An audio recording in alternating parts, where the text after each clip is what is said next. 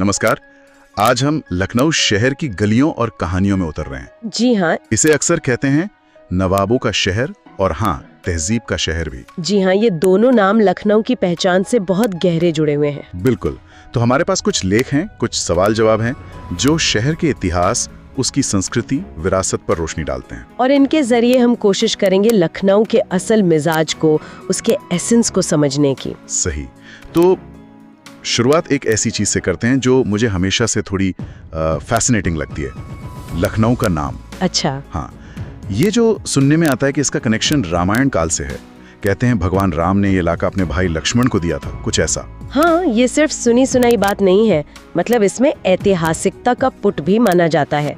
कहानी ये है कि लक्ष्मण जी ने गोमती नदी के किनारे एक नगर बसाया था। ओके। जिससे पहले लक्ष्मणावती या लक्ष्मणपुर कहते थे, और यही नाम वक्त के साथ बदलते बदलते लखनऊ हो गया। अरे वाह। और मजे की बात यह है कि लखनऊ की जो ऑफिशियल सरकारी वेबसाइट है lucknow.nic.in, वो भी इस पौराणिक कनेक्शन का जिक्र करती है। अच्छा, तो ये सिर्फ किस्से कहानियां नहीं है, इसे एक तरह से मान्यता भी मिली हुई है। जी बिल्कुल। और वो लक्ष्मण टीला, मैंने सुना है उसके बारे में। क्या वो इसी कहानी का हिस्सा है? हाँ हाँ बिल्कुल। पुराने लखनऊ में आज भी एक ऊंची जगह है लक्ष्मण टीला के नाम से। माना जाता है कि ये उसी प्राचीन लक्ष्मणपुर का अवशेष है। तो ये इस कहानी का एक जीता जागता सबूत है एक तरह से। ये तो वाकई दिलचस्प है, मतलब शहर की नींव में ही इतनी पुरानी कहानी है। खैर, अब आते हैं इसके दूसरे मशहूर नाम पर, नवाबों का शहर।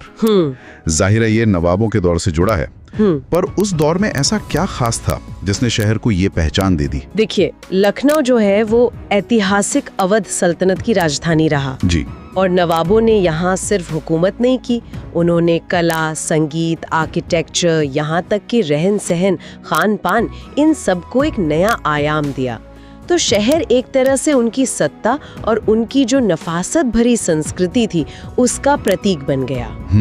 हालांकि ये भी सच है कि 1850 के दशक में जब ब्रिटिश हुकूमत आई और आखिरी नवाब वाजिद अली शाह को गद्दी छोड़नी पड़ी, उसके साथ ही नवाबों का सीधा शासन तो खत्म हो गया। हाँ, वो तो इतिहास की बात है, लेकिन उनका असर वो तो आज भी शहर में महसूस होता होगा। ओ बिल्कुल, बहुत गहरा असर है। जैसे वो पिक्चर गैलरी है वहाँ, और एक बहुत ऊंचा सा घंटा घर भी है शायद।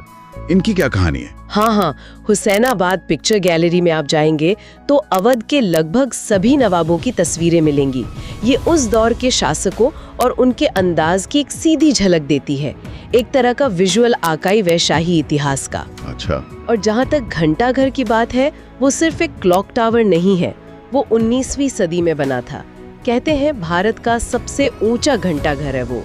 ये उस जमाने की इंजीनियरिंग और नवाबी शानो शौकत दोनों का नमूना है। और ये उस बदलते दौर का भी प्रतीक है जहां पुरानी नवाबी और नई ब्रिटिश वास्तुकला का एक तरह से संगम दिखता है। समझ गया। तो नवाबों ने शहर को एक शाही, एक भव्य पहचान दी। अब बात करते हैं लखनऊ की रूह कही जाने वाली चीज की, तहजीब। जी। ये जो कहते हैं तहजीब का शहर, इसका असल मतलब क्या है?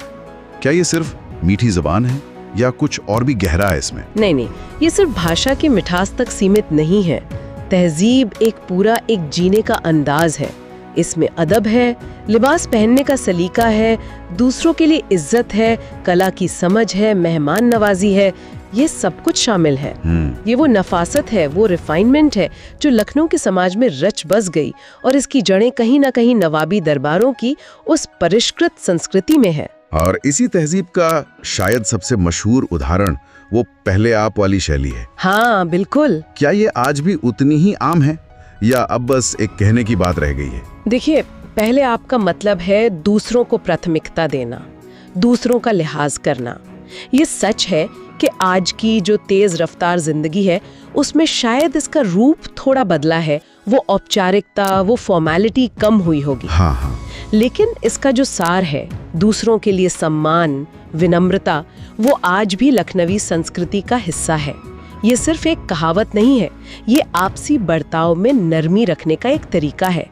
तो हाँ, ये आज भी मौजूद है, कहीं ना कहीं, भले ही पहले जैसा ना हो। दिलचस्प है कि ये चीजें इतनी मजबूती से अपनी जगह बनाए हुए हैं। अच्छा, एक और चीज है, लखनवी पान। अरे वाह, पान। हाँ, उसे इतनी अहमियत क्यों दी जाती है? वो तो बस एक खाने की चीज है। नहीं नहीं, लखनऊ में पान सिर्फ खाने की चीज बिल्कुल नहीं है, वो तो संस्कृति का एक अहम हिस्सा है। ये मेहमान नवाजी का प्रतीक है।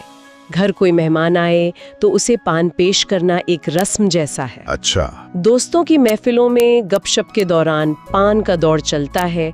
फिर पान बनाने का जो तरीका है, उसमें क्या क्या पड़ता है, कत्था, चूना, सुपारी, गुलकंद और भी बहुत कुछ, वो अपने आप में एक कला है। तो ये लखनऊ के सामाजिक जीवन से, रिश्तों की गर्माहट से जुड़ा हुआ है, सिर्फ एक चीज नहीं है खाने की। समझ गया। तो अगर हम लखनऊ की पहचान को समेटें तो इसमें उसके नाम की वो पौराणिक गूंज है जी, नवाबों की छोड़ी हुई वो भव्य विरासत है, बिल्कुल, और साथ ही वो गहरी समाई हुई तहजीब, जी, वो अदब, वो पहले आप वाली नजाकत है। बिल्कुल बिल्कुल सही कहा आपने। ये तीनों धागे मिलकर ही लखनऊ का वो अनूठा ताना बाना बुनते हैं। लक्ष्मण टीले से लेकर घंटा घर तक, और पहले आपकी उस भावना से लेकर पान की गिलौरी तक, ये सब मिलकर लखनऊ की पूरी कहानी कहते हैं। क्या बात है। तो जाते जाते सुनने वालों के लिए एक सवाल छोड़ जाते हैं। आज के इस आधुनिक तेज रफ्तार जीवन में लखनऊ की ये सदियों पुरानी परंपराएं, जैसे तहजीब या पहले आप की भावना, ये किस तरह अपना अस्तित्व बनाए हुए हैं? और भविष्य में ये परंपराएं और आज की मॉडर्न लाइफस्टाइल, इनका मेल शहर की पहचान को कैसे नया रूप देगा, इस पर जरूर सोचिए।